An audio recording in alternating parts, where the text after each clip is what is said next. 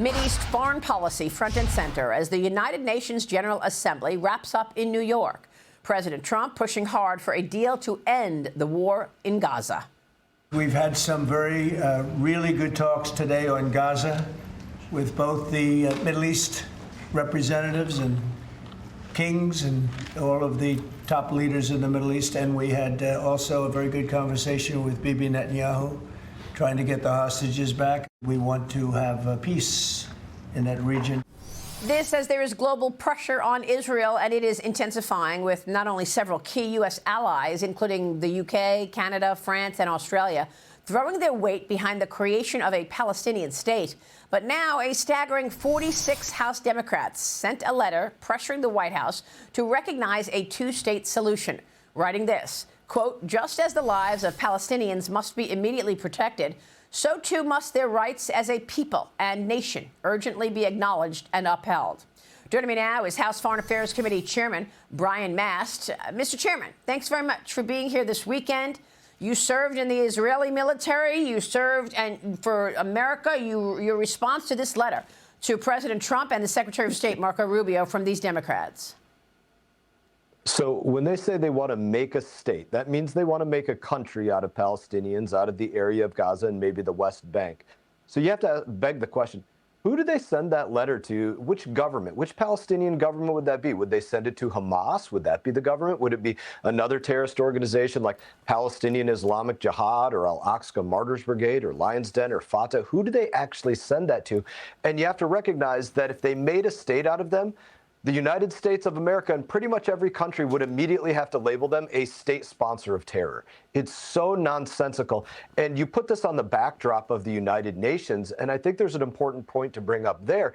These United Nations countries that are saying we're going to recognize a Palestinian state, again, who do they send that letter to? When is it that they've been on the page of saying, let's bring back the hostages, let's deal with those people that were a part of the UN, like UNRWA, that were holding hostages, that have allowed their facilities over the years to be utilized by these terrorist organizations to conduct terror?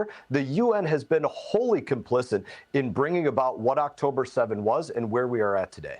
Yeah, and you know, you didn't really hear that from any UN officials this week at the UN General Assembly. What do you want to say to those people who identify as being Palestinian?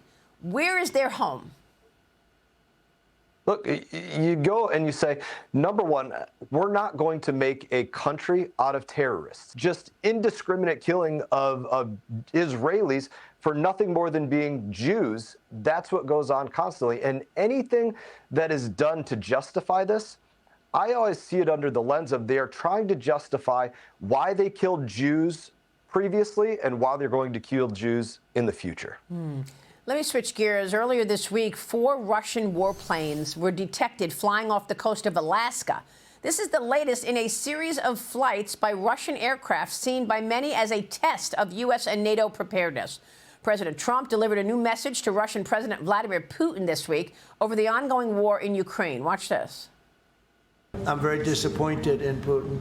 And he's been fighting hard. He's been fighting long, and they lost millions. They lost like 1 million soldiers. And I'm not going to ever call anybody a paper tiger, but Russia spent millions and millions of dollars in bombs, missiles, ammunition, and lives, their lives, and they've gained virtually no land.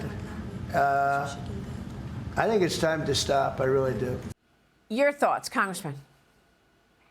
I think to capture it as a test of preparedness is the wrong way to capture it. It's a test of resolve by Vladimir Putin every single time he flies drones the size of dinner tables into Poland, dozens of them, or his MiG jets into Estonia within miles of their capital, or flies into Denmark, all of our allies. He is testing. And what is he testing? What is the commitment of NATO allies to actually do anything about it? Do they have the same resolve that Turkey had back in 2015? Russia flew a MiG into Turkey. They shot that down with an American F-16 in about 20 seconds. He's got to be sitting in the Kremlin just laughing his tail off that NATO is tying itself into knots over whether they're going to knock down weapon systems that are being flown into their countries. I would make this comparison. If my neighbor were throwing grenades into my backyard over the fence, number one, I'm going to throw them back, and number two, I'm going to go kick in their front door. But it's like NATO wants us to have the argument of maybe we should just go talk to the HOA instead. That's what's going on. He's got to be laughing about it. Well, I mean, I spoke with the president of Poland, and he, too, had to shoot down drones. They said there wasn't any ammunition on the drones, but these drones are coming from Russia into Poland. This has regular civilians going into the military. They want to be ready just in case Russia accelerates this.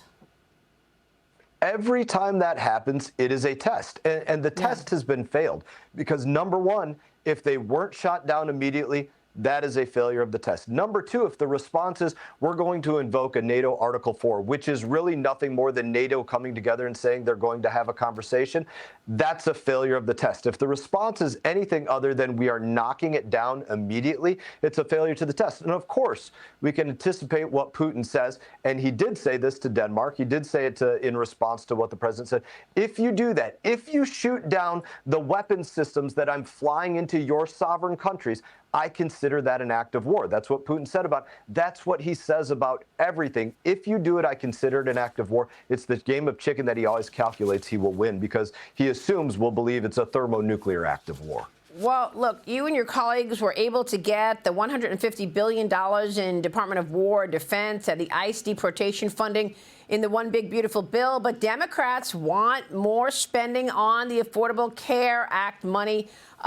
What do you want to say about this government shutdown? We're just a couple of days before a potential shutdown. Congress has yet to strike the stopgap deal, and the Trump administration is warning federal agencies to brace for mass firings and layoffs if a shutdown happens. What do you think happens?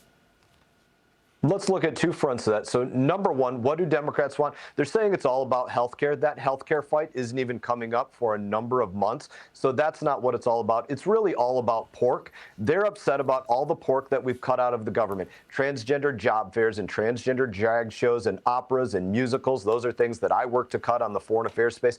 They want to bring all of this pork back in. They're upset that we cut taxes. They want to move away from the taxes that we cut.